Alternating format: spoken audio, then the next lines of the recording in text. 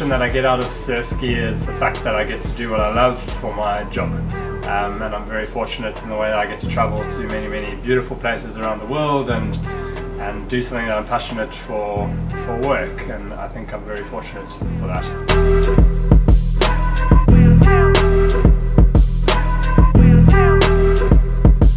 I always kayaked and surf skied from a young age. I wasn't very good, and then when I left school and I had the time to travel with the sport, I really fell in love with it, and through that I ended up doing quite a bit better, and then I sort of indirectly found the fact that I loved it and I really wanted to do it.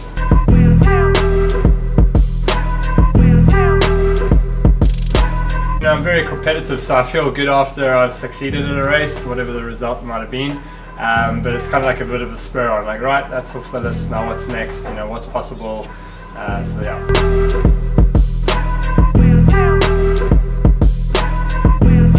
Not performing is always tough. You can take it as two ways. You can see it as being very negative, and you can see it as positive, and I try and take it as positive all the time. It's easier said than done though, so you kind of got to use your achievements and your results and analyze them in such a way that you're always trying to improve, even if you won or not. I've had various injuries through paddling, nothing too bad. I've been knocked unconscious once before by a seal. Jumps out the water, hit me in the head, and I've had other sort of injuries, but nothing major. So I'm pretty lucky, I guess.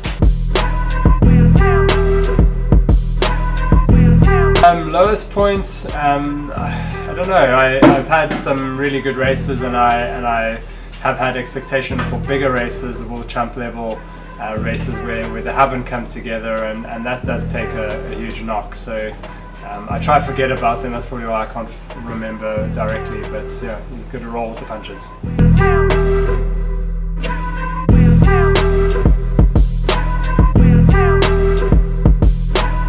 The biggest thing I've had to give up to do this sport is to be conventional, I guess. As much as I say it's great to do this as your job and whatever, it doesn't fit into what's normal. So you've got to take a lot of risk as a person, as an athlete, where you're relying on yourself to perform. So yeah, that's a very challenging aspect.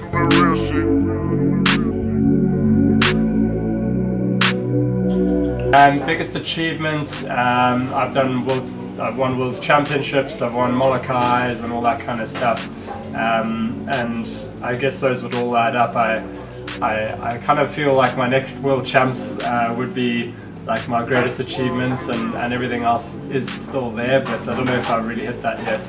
Maybe it's one day when I give the sport up and I feel like I've done enough.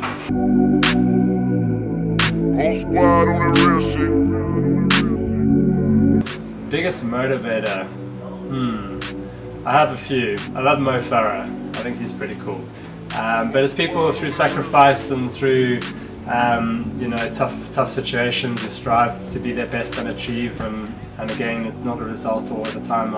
I'm always reading little stories of people and then finding a little motivation. I don't idolize anyone in particular. I do admire a lot of different people, and it's not always the achievers. It's often the people I train with who hold careers and do the same amount of training as I do, and I'm a professional.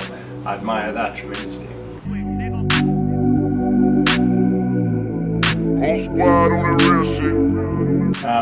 What gets me up every morning to train, my alarm clock. Yeah, it's a deep desire. I can't explain it, and anyone who does it will understand why they keep doing it, and everyone else won't understand. Long-term goals would be to carry on paddling through the next 2 years as much as I am now, and in the capacity I am as a professional. Short-term goals, I've got a bunch of racing in North America in July, which are considered some of the biggest races in the sport in Canada and the United States. So those are my short-term goals, and that's what I'm building up for right this afternoon.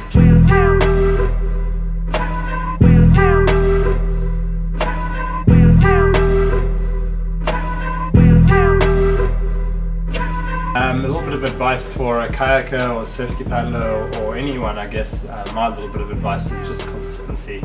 Every day, just keep, as cliche as it is, trying to improve on what you did the day before. it might not be a big jump, but little increments, and you'll be surprised how much you can get done.